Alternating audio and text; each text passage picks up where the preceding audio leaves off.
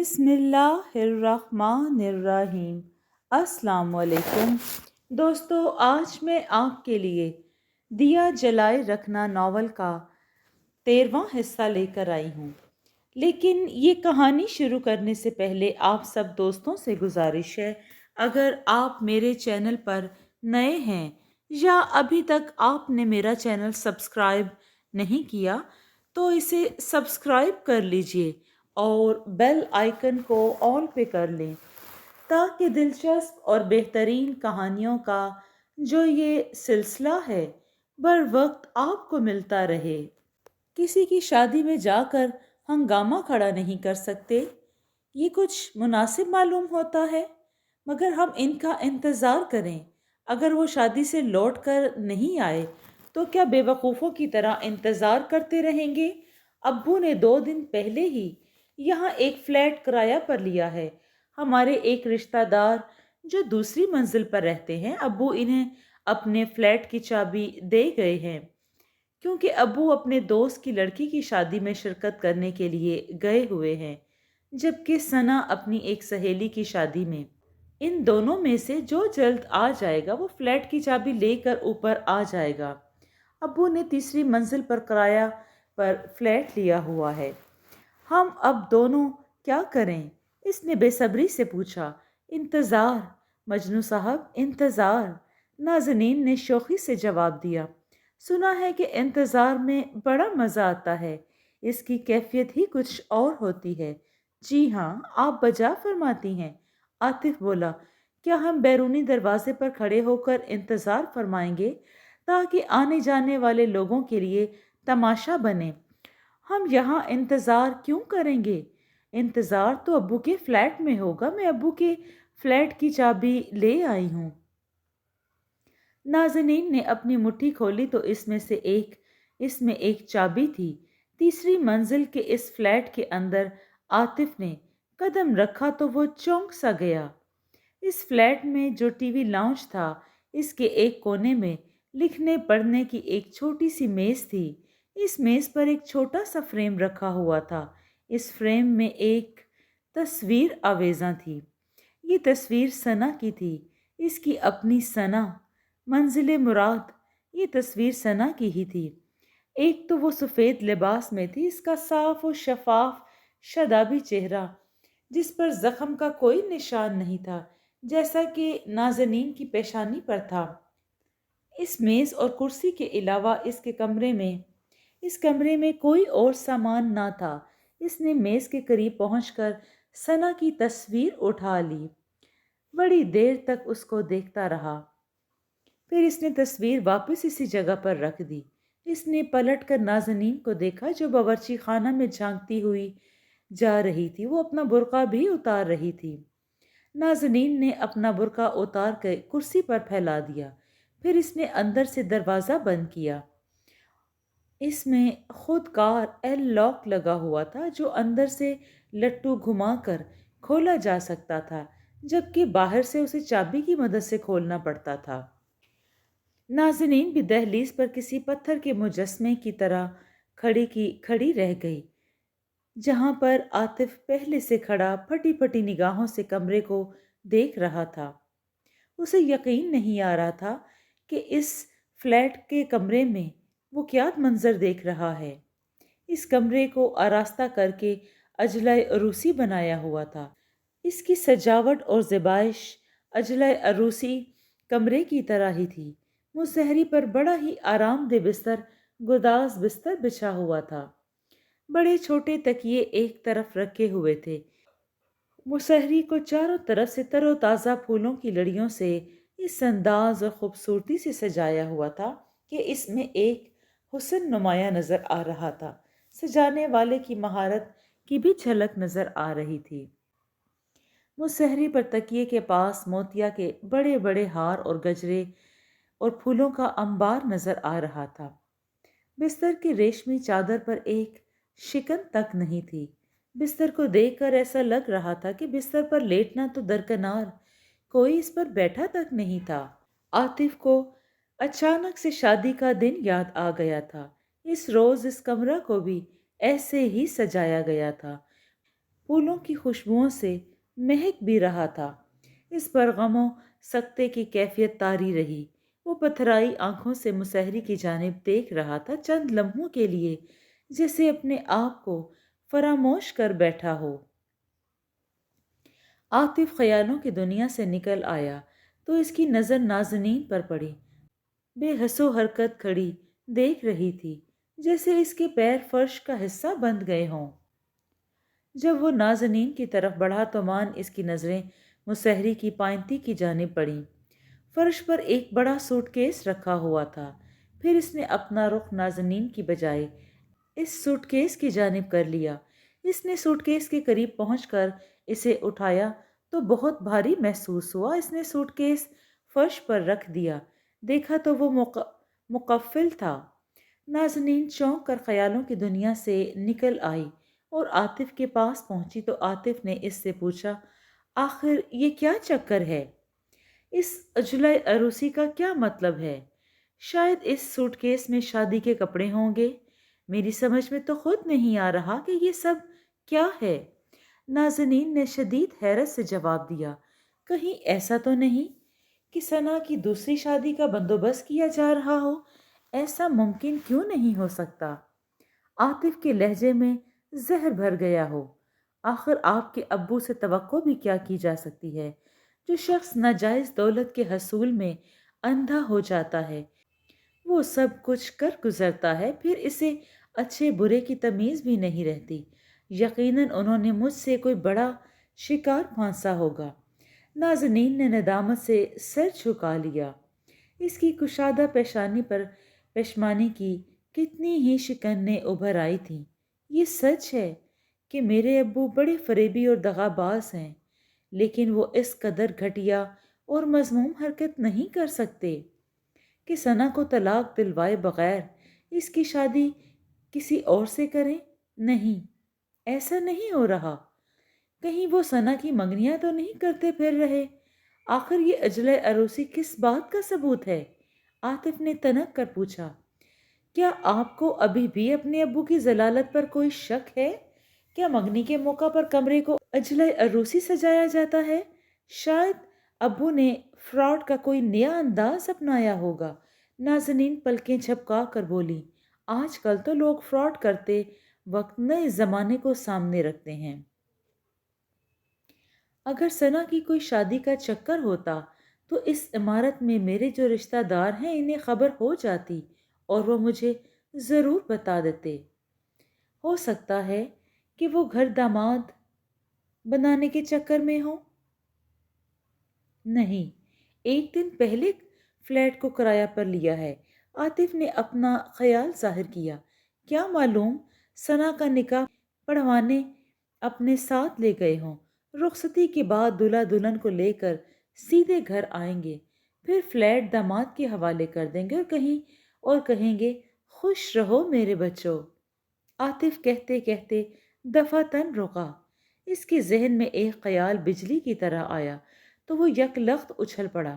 نازنین کا شانہ ہلا کر بولا، اب میری سمجھ میں آپ کے ابو کا منصوبہ آ گیا ہے۔ نازنین نے چونک کر حیرت سے عاطف کی طرف دیکھا۔ اس کی سمجھ میں نہیں آ رہا تھا کہ اس کے ابو کا منصوبہ کیا ہو سکتا ہے۔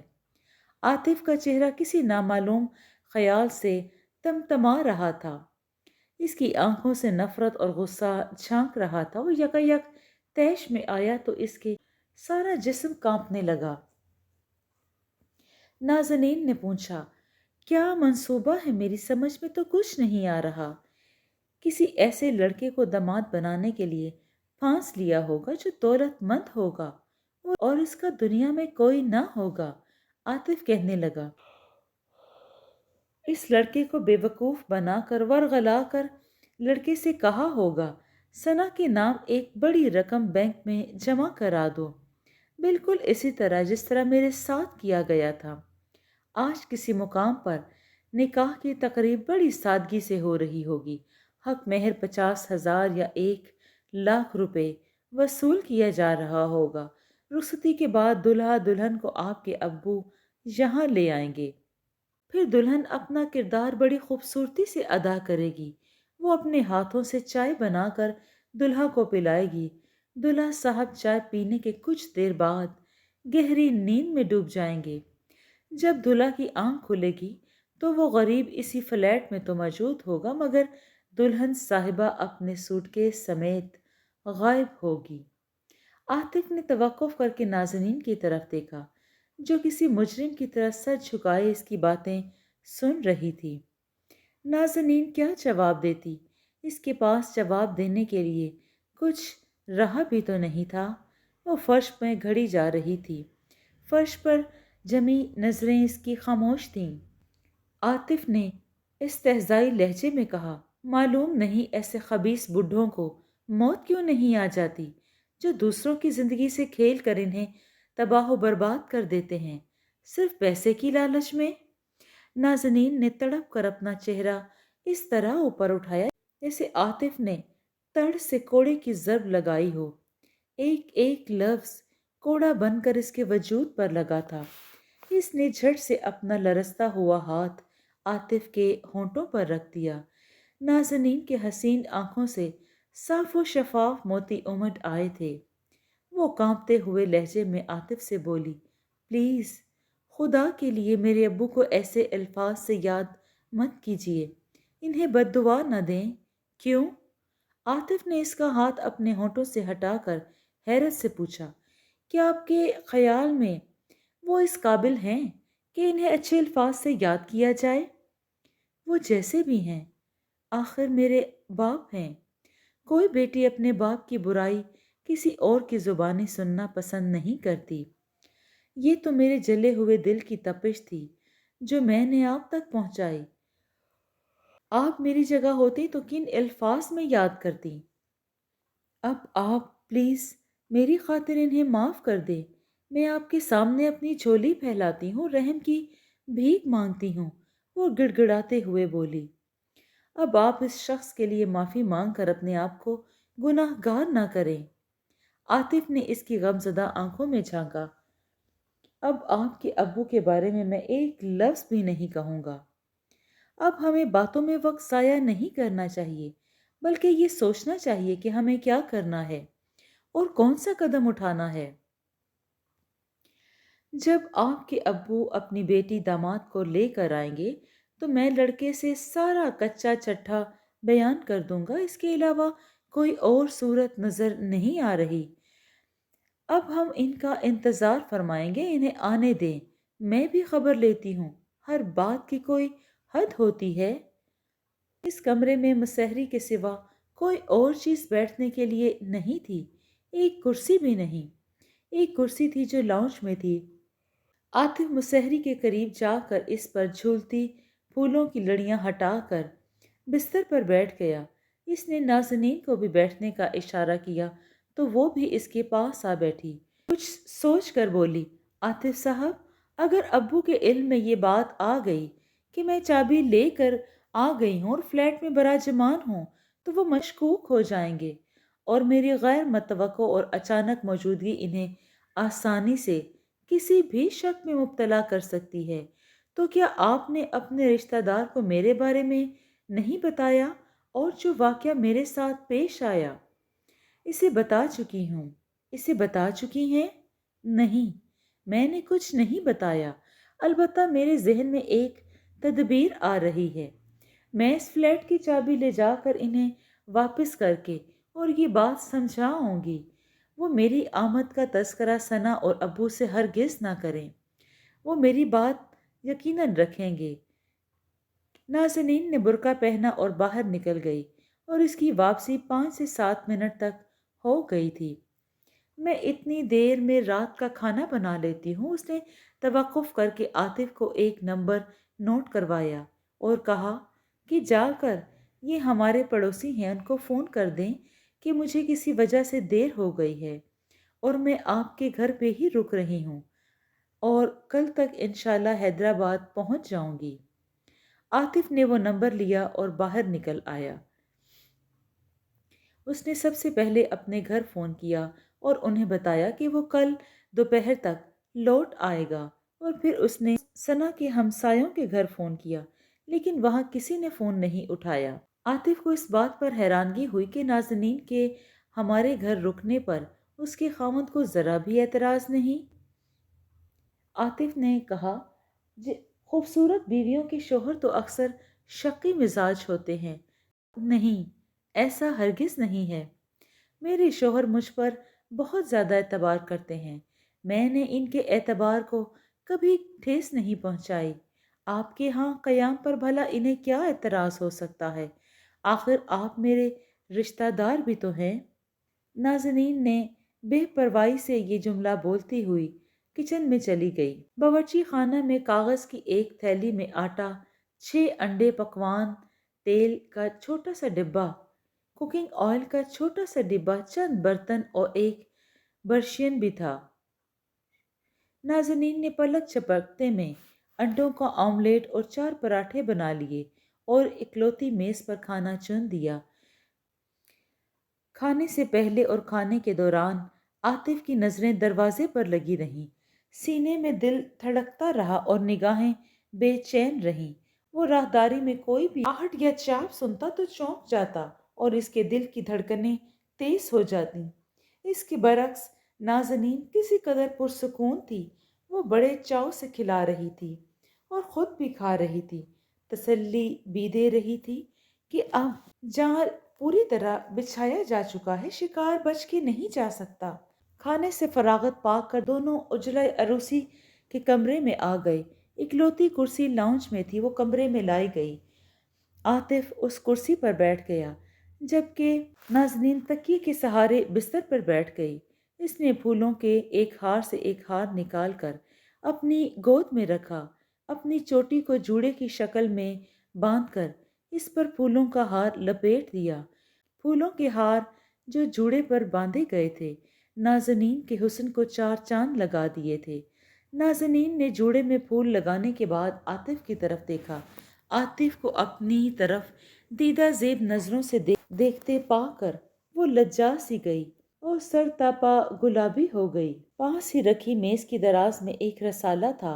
वो रसाला उठाकर ले आया और रसाला पढ़ने लगा। ऐसा महव हुआ कि इसे वक्त गुजरने का एहसास न हुआ, जबकि नाज़नीन बेड से टेक लगाए गहरी नींद में चली गई। रात की वैरानी, कमरे की तन्हाई का एहसास इसकी रगों में सनसना रहा था और मुसहरी पर पड़ा हुआ एक तौबा शिकन सरापा इसे बहका रहा था। इसने अपने परागंदा एहसासात को झटकने की कोशिश की, मगर एक तन्हा औरत और फिर इसके सोने का मंजर देखकर इसकी अजीब सी हालत हो रही थी। वो अजीब सी कश्मकश में गिरफ्तार हो रहा था। इसे ऐसा महसूस हो रहा था कि वो नामुमकिन की दीवार फलांग कर फिसल पड़ेगा। जब्त का ऐसा इम्तिहान इसने कभी नहीं देखा था। कभी वो पुल सिरात से नहीं गुजरा था। इसने सोचा कि बेहतरी इसी में है कि वो नाज़नीन को जगा दे। वो अपनी जगह से उठ खड़ा हुआ और नाज़नीन को कंधों से पकड़कर हल्का सा हिलाया। नाज़नीन करवट लेकर उठने लगी, लेकिन वो महसहरी के किनारे पर ही थी। गिरने लगी तो फौरन ही आतिफ ने आगे बढ़कर उसे संभाल लिया। नाज़नीन ने जब खुद को आतिफ के हाथों में देखा तो उछलकर बैठ गई, जैसे इसे बिजली का झटका लगा हो। इसने आतिफ की तरफ गुस्से से देखा। इसमें नफरत और नफरत भी थी। इसने फौरन ही अपनी सफाई पेश की। आप मुसहरी के किनारे पर सो रही थी, मैंने फौरन ही संभाल लिया, वरना आप फर्श पर गिरती। खुदा न ख्वास्ता फ्रैक्चर भी हो सकता था। नाज़नीन ने पहले तो मुसहरी की जानिब देखा। जैसे ही इसे अपनी गलती का एहसास हुआ, वो ममनून नज़रों से देखती हुई बोली, बहुत बहुत शुक्रिया। मैं नादिम हूँ कि मैंने आपकी हरकत का गलत मतलब लिया। मैं अपनी गलत फहमी की माफ़ी चाहती हूँ। एक शर्त पर ही आपको माफ़ी मिल सकती है। आतिफ के लहजे में शौक़ी थी। कैसी शर्त? नाज़नीन की आंखें हैरत से फैल गईं। आप जागती रहें। आतिफ मायने ख़ेज़ अंदाज से मुस्कुराया। आप खुद सोचे ना, मैं अकेला बैठे बैठे बोर हो रहा हूँ, मुझे नींद नहीं आ रही और फिर आप सो गईं तो मैं क्या करूँगा? मैं तो बहुत बोर हो रहा हूँ। आप जागती रहेंगी तो फिर मैं भी जागता रहूँगा। نازنین مسحری سے اتر کر بولی، آپ ٹھیک کہتے ہیں، میں چائے بنا کر لاتی ہوں، چائے ہم دونوں کی نیند کو بھگا دے گی۔ نازنین چائے بنا کر لائی تو عاطف نے اپنی دستی گھڑی میں وقت دیکھتے ہوئے کہا، آخر یہ کیا ماجرا ہے، رات کے 2 بج چکے ہیں، ان دونوں میں سے ابھی تک کوئی نہیں آیا، کہیں ایسا تو نہیں کہ انہیں بھنک مل گئی ہو اور وہ رفو چکر ہو گئے ہوں۔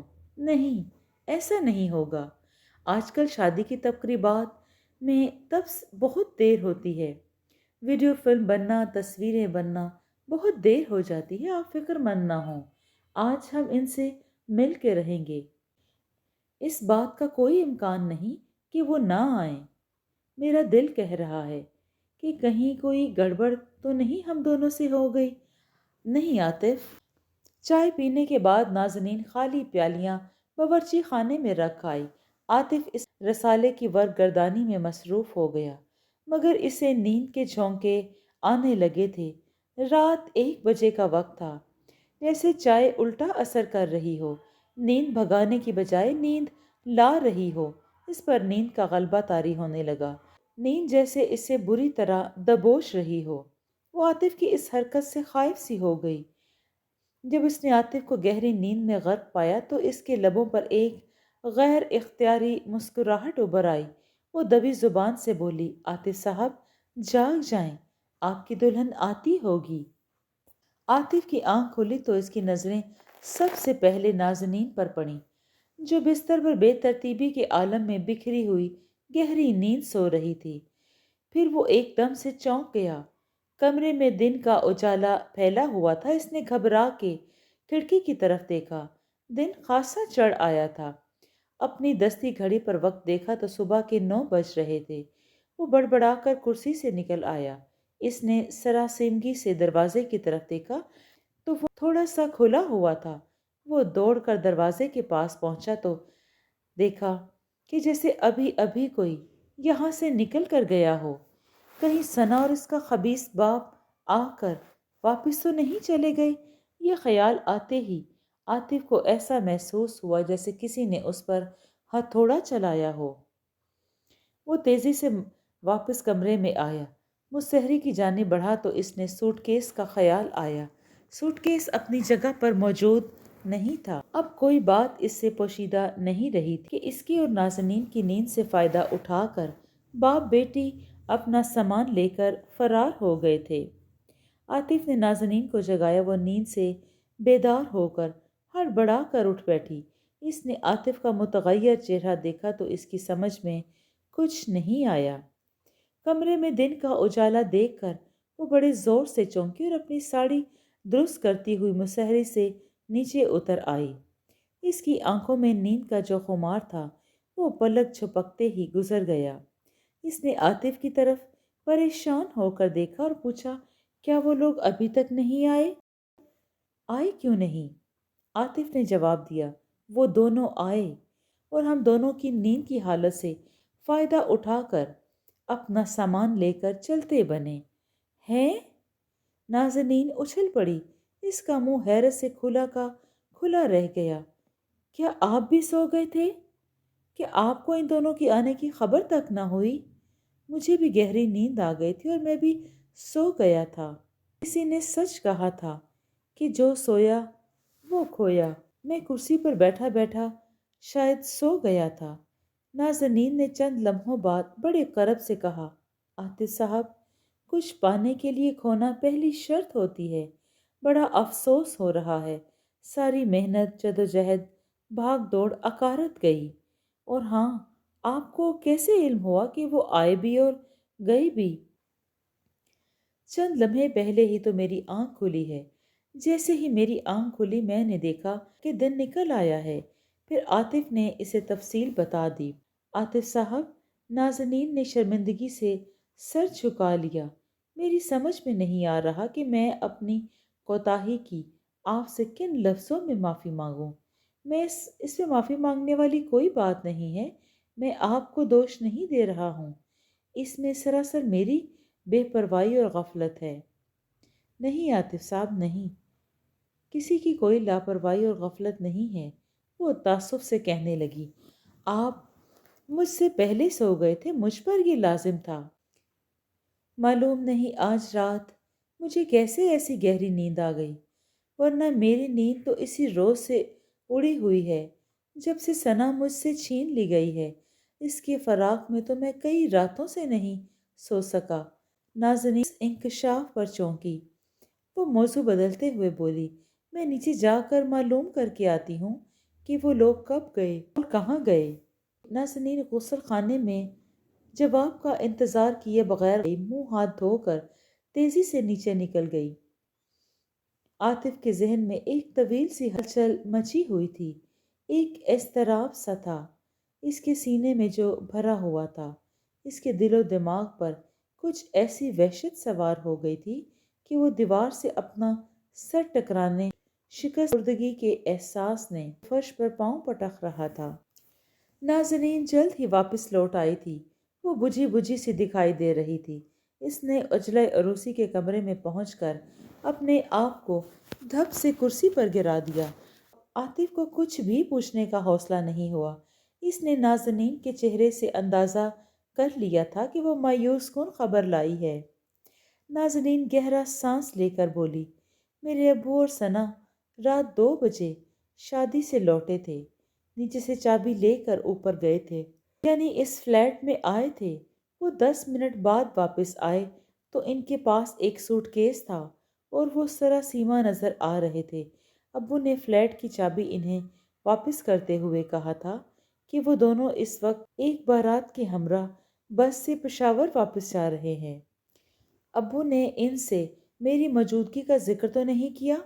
अब्बू ने इनसे ये कह कर गए हैं कि वो मुस्तकिल तौर पर पेशावर में आबाद हो रहे हैं, लिहाजा इस फ्लैट का सामान बेच दें और मालिक मकान को चाबी वापस कर दें। तो क्या आपको अब्बू की बात का यकीन है? कहीं ऐसा तो नहीं कि पेशावर का कहकर सवात या किसी और बड़े शहर में जा बसे? कहीं और भी तो जाकर रह सकते हैं। इनसे कोई बात बैद नहीं है, लेकिन वो हमारे हाथ से हमेशा के लिए निकल गए हैं। वो शायद ही अब इस शहर में लौट कर आएंगे, इसलिए कि उन्होंने रात मुझे आपके साथ देख लिया होगा और समझ गए होंगे कि हम सना की तलाश मिलकर कर रहे हैं। ये तो और भी बुरा हुआ। मेरी जिंदगी में अब पछतावे और कर्ब के सिवा कुछ नहीं रहा। मेरी जिंदगी तो सना के बगैर अधूरी रहेगी और जहन्नुम बन जाएगी। क्या आप वाकई सना को इस हद तक चाहते हैं और इससे इतनी शदीद मोहब्बत करते हैं? नाज़नीन ने चौंक कर शदीद हैरत से पूछा। जी हाँ, आतिफ ने बड़े कर्ब से सर हिलाकर इकरार किया। मालूम नहीं मैं इसके बगैर जी भी सकूंगा कि नहीं। कहीं ऐसा तो नहीं कि आपको सना के हुस्न जमाल ने अपना असीर बना लिया हो, इसलिए कि वो बहुत ही हसीन और जमील लड़की है, शहजादी की तरह है। मुझे सिर्फ और सिर्फ सना से मोहब्बत है, इसकी रूह से, इसके वजूद से, दिल से। कहीं हसीन चेहरों से मोहब्बत की जाती है? इन्हें तो देखकर सिर्फ नजरों की प्यास बुझती है। मैं आपकी तरह मायूस नहीं हूँ। नाज़नीन कुर्सी से उठकर निकल खड़ी हुई। मैंने अपने दिल में तहैया कर लिया है कि सना को हर कीमत पर आपके कदमों में ला डालूंगी। तो क्या आप मुझे झूठी तसल्ली देकर उम्मीद पर जिंदा रखना चाहती हैं? क्या मैं सारी जिंदगी अपने आप को फरेब देता रहूं? जी नहीं। नाज़नीन ने जज़ब होकर जवाब दिया, मैं अपने बाप के गुनाहों का कफारा अदा करके रहूंगी और दो दिलों को मिलाने के लिए सब कुछ कर गुजरूंगी, इसलिए कि एक औरत दिल के गुदास और दर्द को समझती है। वो गुदाज आशना होती है, गुदाज मोहब्बत से पैदा होती है। अगर मुझे आपकी कोशिशों से सना मिल गई तो मैं सारी जिंदगी आपका एहसान मानूंगा और आपके अब्बू को सच्चे दिल से माफ भी कर दूंगा। अब मुझे अपने घर हैदराबाद वापस जाना है। वो अपने चेहरे पर नकाब ठीक करते हुए बोली, आप मुझे सहराब गोठ बस स्टॉप पर छोड़ दें। मैं वहाँ से हैदराबाद की बस पर सवार हो जाऊंगी। अब कुछ देर के लिए मेरे घर चलें? नहीं, अब बहुत देर हो गई है। फिर कभी सही। और हाँ, اپنے گھر والوں کو اور امی کو میرے گھر حیدرآباد ضرور لے کے آئیے گا اور ان کو میری طرف سے سلام کہیے گا۔ ہاں، جس لڑکے کے لیے آپ اپنی بہن کا رشتہ دیکھنے آئے تھے، وہ لڑکا بہت ہی آوارہ مزاج ہے۔ میں نے اس کی خوب پہچان کروائی ہے۔ وہ بڑا عیاش اور آوارہ مزاج ہے، جوے اور شراب کی لت بھی ہے اسے۔ عاطف کو ایسا محسوس ہوا کہ نازنین اسے آئینہ دکھا رہی ہے۔ وہ رسمی انداز سے بولا، بہت شکریہ، آپ نے میری بہن کو بڑی تباہی سے بچا لیا۔ پھر وہ بلڈنگ سے باہر نکل آئے۔ ایک ٹیکسی کر کے وہ دونوں اس میں سوار ہو گئے۔ راستے میں اس نے نازنین کا چہرہ دیکھا۔ اس کے چہرے پر چھائی ہوئی افسردگی سے اس نے محسوس کیا کہ نازنین کو اب بھی پچھتاوا سا ہو رہا ہے۔ بس سٹاپ پہنچ کر نازنین نے اسے بیٹھے رہنے کا اشارہ کیا اور وہ اترنے سے پہلے بولی، آپ دل چھوٹا نہ کریں، ناکامی ہی کامیابی کی طرف لے جاتی ہے۔ میں حیدرآباد پہنچ کر ایک دن بھی چین سے نہیں بیٹھوں گی۔ ثنا کی تلاش میں زمین آسمان ایک کر دوں گی۔ اگر آپ کو ابو نظر آ جائیں تو مجھے فوراً اطلاع دیں۔ خدا حافظ، اس نے بڑی اپنائیت سے کہا۔ انشاءاللہ کسی دن گھر والوں کو ساتھ لے کر حیدرآباد آؤں گا۔ عاطف اس وقت تک ٹیکسی میں بیٹھا اسے دیکھتا رہا جب تک بس میں سوار نہیں ہو گئی۔ عاطف گھر پہنچا تو گھر والے بڑی بے چینی سے اس کا انتظار کر رہے تھے۔ زیب النساء اسے دیکھ کر بولی، تم کل سارا دن اور ساری رات کہاں غائب رہے تھے؟ شادی میں بھی نہیں آئے۔ عاطف نے شروع سے لے کر آخر تک کی ساری کہانی منوان سنا دی۔ کہانی سن کر نجمہ سب سے پہلے بولی، ہائے اللہ، نازنین باجی آئی تھی؟ بھائی جان آپ سے اتنا بھی نہیں ہوا کہ ٹیکسی کا رخ گلشن اقبال کی طرف موڑ دیں؟ ہم انہیں دیکھ لیتے، مل لیتے۔ جب سے سنا ہے کہ وہ بھابھی کی ہم شکل ہے، انہیں دیکھنے کا بہت دل چاہتا ہے۔ سارا دن تو ثنا اور اس کے خبیث باپ کی تلاش میں نکل گیا۔ کل آنا بہت مشکل تھا، لمحہ لمحہ قیمتی لگ رہا تھا۔ عاطف نے اب دفتر جانا شروع کر دیا تھا کیونکہ اس کے کام کا بھی بہت حرج ہو رہا تھا۔ عاطف کا دفتر جانا بے حد ضروری تھا۔ وہ جلدی سے نہا کر اور تیار ہو کر دفتر پہنچا۔ دفتر پہنچ کر وہ اپنے کام اور فائلوں میں اس قدر الجھا ہوا تھا کہ اسے نازنین اور کل واقعہ کے بارے میں سوچنے اور سر کھجانے کی فرصت بھی نہیں ملی تھی۔ وہ دوپہر کے وقت اپنے کام سے فارغ ہوا تو اس کا جی سگریٹ پینے کو چاہ رہا تھا۔ اس نے کچھ دنوں سے سگریٹ پینا تقریباً بند کر دیا تھا۔ رات کا منظر اس کی نظروں کے سامنے سے اب گھوم رہا تھا۔ وہ آنکھیں پسارے وہ سگریٹ کے کش لیتا اور کل کے واقعے کا منظر اس کی نظروں میں گھوم رہا تھا۔ وہ منظر بار بار اس کی نظروں کے سامنے لہرا رہا تھا جو نازنین کے سونے کا تھا۔ اس کا توبہ شکن سراپا، ساڑی کا بکھرا ہوا پلو، گہری سانسوں کے زیرو بم اور زاویہ جس نے منظر کو ہیجان خیز بنا دیا تھا۔ وہ منظر اس کے دل میں چٹکیاں لے رہا تھا کہ اس کے دفتر کے ساتھی نذیر نے آ کر اس کے خواب کا شیرازہ بکھیر دیا۔ صبح صبح سعید صاحب آئے تھے اور تمہارا پوچھ رہے تھے شاید کل پھر آ جائیں۔ سعید صاحب کے ذکر پر اسے اچانک یاد آیا کہ سعید صاحب پچھلی ملاقات میں اسے ایک لفافہ دے گئے تھے۔ اس لفافے میں ایک لڑکی کی 2 تصویریں تھیں جس کے لیے سعید صاحب نے اس کا رشتہ لگانا چاہتے تھے۔ اسے یاد آیا کہ اس نے وہ لفافہ میز کی دراز میں رکھا تھا۔ اس نے فوراً ہی میز کی دراز میں تلاش کر کے وہ لفافہ باہر نکالا۔ اس نے بڑے اطمینان سے لفافہ چاک کیا۔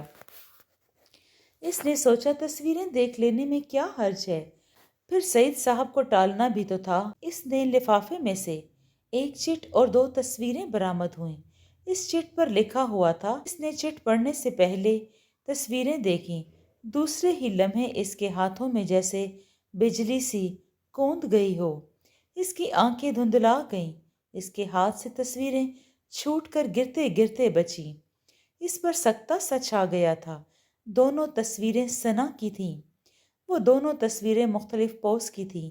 پہلی تصویر جو پوسٹ کارڈ سائز کی تھی، اس تصویر میں ثنا اپنے مخصوص سفید لباس میں ملبوس کھڑی مسکرا رہی تھی، جبکہ دوسری تصویر میں اس کا چہرہ بہت قریب سے تھا۔ یہ تصویر کسی کوٹھی کے لان میں کھینچی ہوئی تھی۔ اس تصویر میں ثنا کا چہرہ اور آنکھیں موتیوں کی چمک کی طرح دمک رہی تھیں۔ عاطف کے کان سائیں سائیں کر رہے تھے اور آنکھوں کے سامنے چھائی دھند جیسے اور گہری ہو گئی ہو۔ وہ کتنی ہی دیر تک سکتے کے عالم میں بیٹھا رہا۔ اس کے دماغ کی گلیوں میں بڑے زور کی آندھی چل رہی تھی۔ وہ لمحوں بعد اس کیفیت سے نکل کر چونکا، ان دونوں تصویروں پر دوبارہ نظر ڈالی اور چٹ کو پڑھا۔ چٹ پر لکھا ہوا تھا: میرے سرتاج، میں 24 تاریخ بروز جمعہ کو آپ کی کنیز اور آپ کی جان وفا بن کے آپ کی منتظر رہوں گی، سپہر سے رات 8 بجے تک آنکھیں فرش راہ کیے رہوں گی۔ اگر آپ اس روز مقررہ وقت کے اندر نہیں پہنچے تو میں یہ سمجھنے پر مجبور ہو جاؤں گی کہ آپ مجھ سے اس دن کے واقعے کے باعث نفرت کرنے لگے ہیں، اپنے دل سے نکال دیا ہے مجھے۔ آپ ملیں گے تو آپ کو بتاؤں گی کہ آپ کے ساتھ یہ سب کچھ کس لیے کیا گیا تھا۔ اگر آپ نہیں آئے تو میرے دل کو جو شدید صدمہ اور دکھ پہنچے گا، اس کا اندازہ آپ کبھی نہیں کر سکیں گے، اور پھر معلوم نہیں کہ پھر آپ سے کب مل سکوں اور کب آپ سے ملنا نصیب ہوگا۔ اس لیے کہ جب دل ٹوٹ جائے، قدموں میں جگہ نہ ملے، تو میں اپنی سوراخوں والی پھٹی ہوئی جھولی لیے کیا کروں گی؟ کس امید، کس آس اور کس توقع پر آپ کے در پر آؤں؟ بس ساری زندگی آپ کا نام لے کر راہیں بھرتی اور جیتی رہوں گی، اپنی ہی ذات، اپنی ہی اذیت کی آگ میں جلتی رہوں گی۔ آپ کی، صرف آپ کی ثنا عاطف۔ ثنا کے نام کے نیچے جو پتہ لکھا تھا وہ اسی فلیٹ کا تھا جہاں وہ نازنین کے ساتھ تلاش بسیار کے بعد پہنچا تھا۔ نازنین اسے اسی منزل پر تو لے کر پہنچی تھی۔ عاطف نے خالی ذہن ہو کر سراسیمگی سے ٹیبل کیلنڈر کی طرف دیکھا۔ کل کا گزرا ہوا دن ہی 24 تاریخ کا تھا۔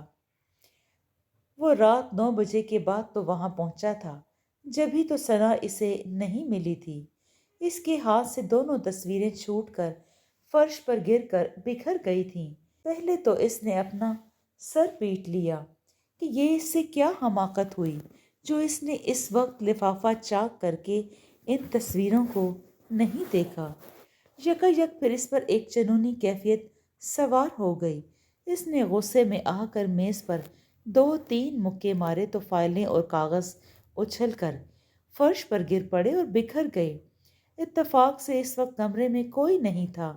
اگر اس کی جنونی کیفیت کو کوئی دیکھتا تو اسے پاگل سمجھ کر فوراً ہاسپٹل لے جاتا۔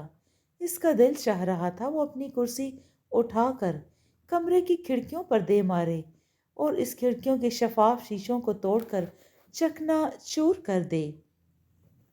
دفتر کا سارا سامان اٹھا کر کھڑکی کی راہ سڑک پر پھینک دے اور آخر میں خود بھی کھڑکی سے نیچے کود کر خودکشی کر لے۔